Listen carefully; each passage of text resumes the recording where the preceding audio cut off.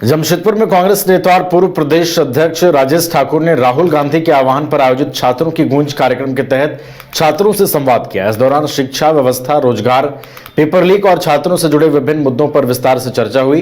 राजेश ठाकुर ने कहा कि शिक्षा केवल डिग्री हासिल करने तक सीमित नहीं होनी चाहिए, बल्कि उसे रोजगार परक और कौशल आधारित बनाया जाना चाहिए। उन्होंने छात्रों से सामाजिक जागरूकता बढ़ाने, नेतृत्व क्षमता विकसित करने और राष्ट्र निर्माण में सक्रिय भूमिका निभाने की अपील की। राजेश ठाकुर ने आरोप लगाया कि छात्रों की समस्याओं की लगातार अनदेखी की जा रही है और विभिन्न आंदोलनों में छात्रों पर लाठीचार्ज जैसी घटनाओं से युवाओं में आक्रोश है। उन्होंने कहा कि कांग्रेस का छात्रों की गूंज अभियान राज्य के हर जिले तक पहुंचाया जाएगा ताकि छात्रों की आवाज को मजबूती से उठाया जा सके।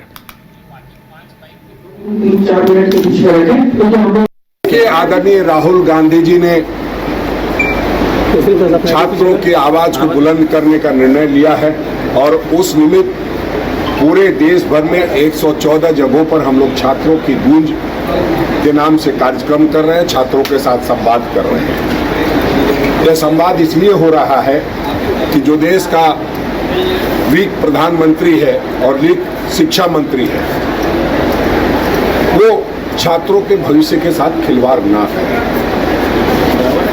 और छात्रों की भागीदारी पूरी तरह से कार्यक्रम के बाद छात्रों के महाविद्यालयों में हो, वो लोगों को जागरूक करने का काम करे। उस निमित्त हम यहाँ आए थे और हम समझते हैं जिस तरह से छात्रों की भागीदारी हुई है और जिस तरह से पूरे देश के छात्र आदरणीय राहुल गांधी जी ने जो आंदोलन छेड़ा है उसके साथ है, तो हम ये कह सकते हैं छात्रों में जागरूकता आई है। पहले जो भी आंदोलन हुए, किसानों का आंदोलन हुआ, लोगों ने पल्ला झाड़ लिया, अरे किसानों का आंदोलन है। फिर खिलाड़ियों का आंदोलन हुआ, लोगों ने पल्ला झाड़ लिया, खिलाड़ियों का आंदोलन है। फिर छात्राओं के साथ, महिलाओं के साथ जो व्यभिचार और बलात्कार की घटना आई, तो बोला ये महिलाओं के साथ है। लेकिन अब की जब आदरणीय राहुल गांधी जी ने छात्रों की बात की तो सभी लोगों को समझ में आया कि नहीं, ये देश के भविष्य के साथ खिलवाड़ है, छात्रों के भविष्य के साथ खिलवाड़ है। और उसका नतीजा आपने देखा और उसका नतीजा के साथ साथ आपने ये भी देखा किस तरह से छात्रों की पिटाई हुई, उनके साथ बर्बरतापूर्ण कार्रवाई हुई। जब उस बात को आदरणीय राहुल गांधी जी बुलंद करने के लिए गए, हॉस्पिटल में छात्र से मिलने गए, उनको नहीं मिलने दिया गया। प्रधानमंत्री से जाकर के मिलने का प्रयास किया कि प्रधानमंत्री जी न्याय दीजिए, शिक्षा मंत्री का इस्तीफा लीजिए, वो भी नहीं करने दिया गया।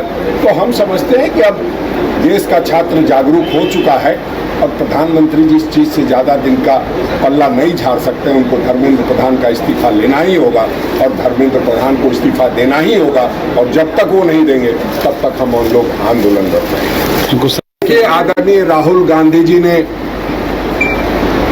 छात्रों की आवाज को घर रहने का मकान भर नहीं, ये खुशियों की तिजोरी है। दरवाजे पर दस्तक देता पड़ोस, खिड़कियों से उमड़ आता आसमां, तारों में उलझी ऐसी ना जाने कितनी दास्तां। कहती हैं चले डायमंड सिटी, एक सफर हम सफर के साथ अपने घर तक।